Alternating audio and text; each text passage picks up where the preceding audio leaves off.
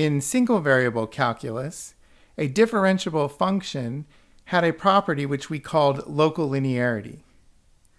What that meant is if you take a function like f of x equals x cubed minus x plus 1, as pictured below, and you zoomed in around a point where the derivative exists, say x equals 0, then near x equals 0, that function looks linear. What line is that in particular? Well, that line is actually the tangent line.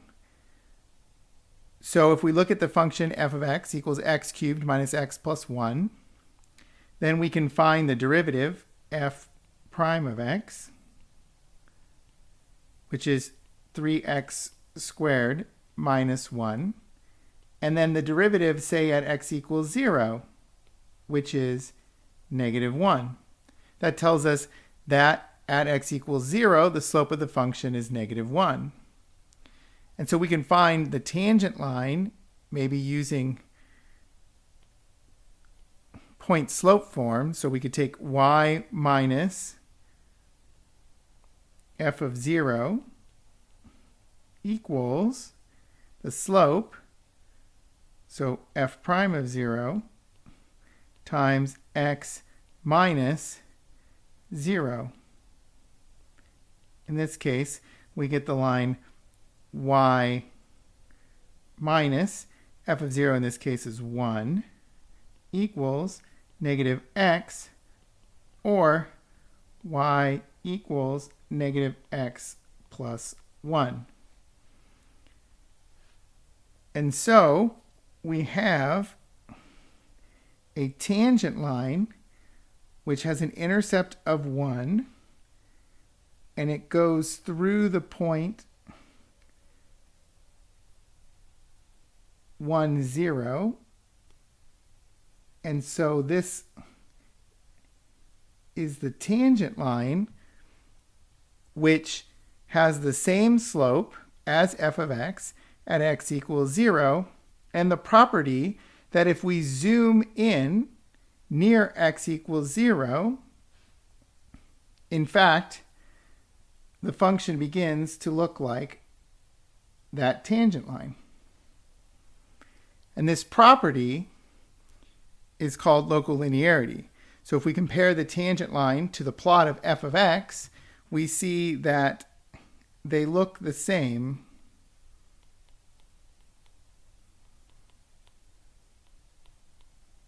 near x equals 0.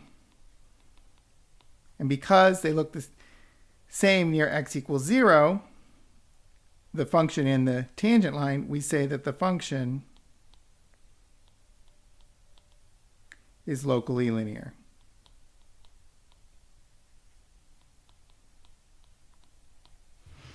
We can look at this, say, in Desmos.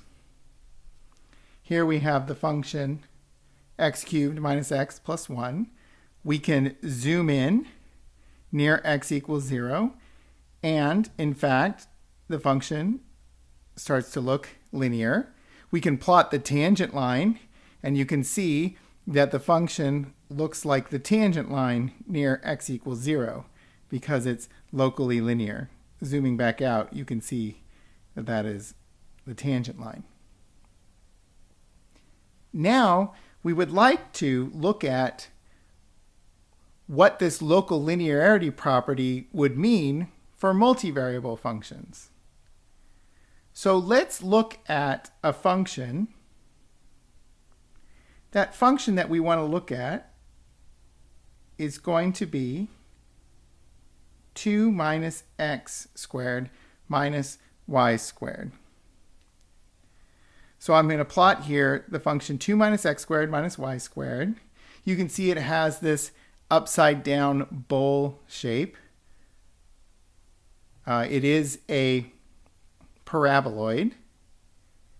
And what we want to see is whether this function has some sort of local linearity property. So what we're going to do is we're going to zoom in on this function near the point 1, 1.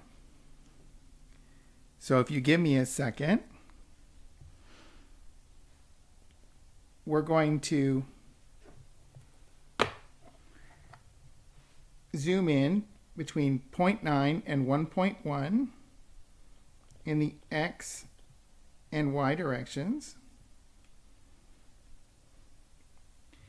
So I'm just going to cut it off there in the x and y directions, and then I'm going to zoom in. And if you zoom in, now that function begins to look like a plane in that vicinity of the point 1, 1. And so what it means for a function to be locally linear, if it's a multivariable function, is that the function will look like a plane when you zoom in around a particular point where that function is differentiable.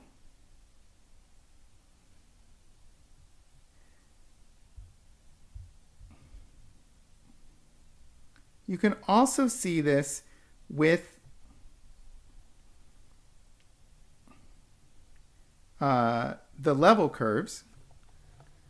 Okay, so if you look at the level curves of this function, you can see on the left that the level curves for this paraboloid are circles. But as you zoom in around the point 1, 1, those level curves look approximately linear. See, you can see that they're not quite linear yet, but near the point 1, 1, they're approximately linear. Above, of course, you can see that the paraboloid has that round upside down bowl shape, but as we zoomed in around the point 1, 1, it began to look like a plane. So we would like to make the observations for this differentiable function that near, say, the point 1, 1, the function looks like a plane.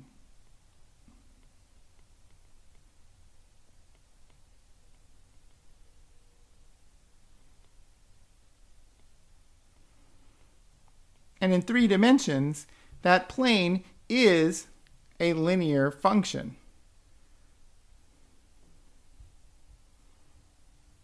Okay. So what I'd like to do, though, now is to define this plane more formally. Okay. So before, when we looked at a single variable function, it was locally linear, and so near that particular point, the function looked like the tangent line. Now, we're going to have that the function is locally linear at a point. It's going to begin to look like what is called the tangent plane. Okay, so an equation of the tangent plane to the surface z equals f of xy at the point z0 is going to be z minus z0 is equal to the gradient of f at x0, y0 dotted with the vector x minus x0, y minus y0. Okay, so before, when we had a tangent line, let's remind ourselves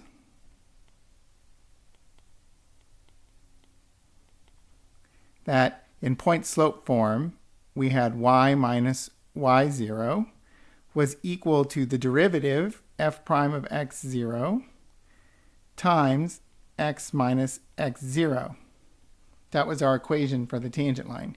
So now, when we bring that up to 3 dimensions, we're going to have z minus z0 is equal to the gradient. The gradient there is standing in for the derivative.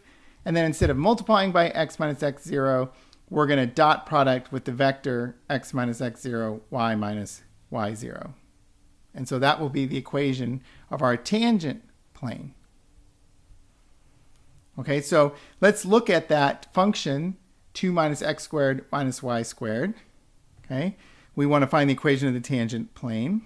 So we need to know what z0 is first. So z0 in this case is going to be f of 1, 1, which if we plug in the point 1, 1, we're going to get 0. And then we want to find the gradient of f. The gradient of f is going to equal, in this case, looking at the partial derivatives, with respect to x, we're going to get minus 2x. With respect to y, we're going to get minus 2y. And then we want to find the gradient of f at x0, y0. That's going to be 1, 1. So that's x0, y0 here. And the gradient of f at 1, 1, that's going to be negative 2, negative 2. And so our equation for the plane is going to be z minus 0 equals the gradient negative 2, negative 2, dotted with x minus x0, which is 1, and y minus y0, which is also 1. So in fact, we're going to get negative 2 times x minus 1 minus 2 times x minus 1. And if we want to simplify that a little bit more, we're going to get that z is equal to, multiplying out the negative 2 times negative 1s gives me 2 plus 2, or 4, minus 2x minus 2y. And so that is going to be the equation of our tangent plane. Another way we can write that is we can get 2x plus 2y plus z is equal to 4. That way we can see that the normal vector in this case is 2, 2, 1. So why are we going to call that a tangent plane? Well, let's go back to our picture in 3 dimensions. Okay, so here we have our surface, okay, our paraboloid. And what we can do is, let's first plot the point, that point 1, 1, 0 that's on the surface. So what we are going to have here is a tangent plane to this surface, meaning that we're going to have a plane that has the same slopes as the function 2 minus x squared minus y squared. Okay, so it's going to have the same slopes, meaning the same partial derivatives in the x and y directions. And this tangent plane is only going to touch the surface at one point. So when I plot this tangent plane, 4 minus 2x minus 2y, okay, and I've plotted this tangent plane so that it doesn't have any color so that you can see through it. But what you can see is that it touches the surface just exactly at that one orange point. Okay, so kind of revolving it around, you can see in every direction that it touches the surface just at that point being 1, 1, 0. Okay, and then the tangent plane, you can see it matches the slope there at that point 1, 1. Okay, we can even see that the normal vector in this case is going to be 2, 2, 1. So I have a kind of a normal vector pointing out. And notice that the normal vector seems to be normal to both the surface and the tangent plane there. Okay, so that normal vector is going to be normal to both the surface and the tangent plane. Okay, and if I zoom in again on this function, which I'm not going to do now, then that function is going to look like the tangent plane. Okay, another way to look at that is if I go back to this picture, that this surface here was z equals 2 minus x squared minus y squared. Okay, but then as I zoom in, it starts to look like the tangent plane. Okay, that tangent plane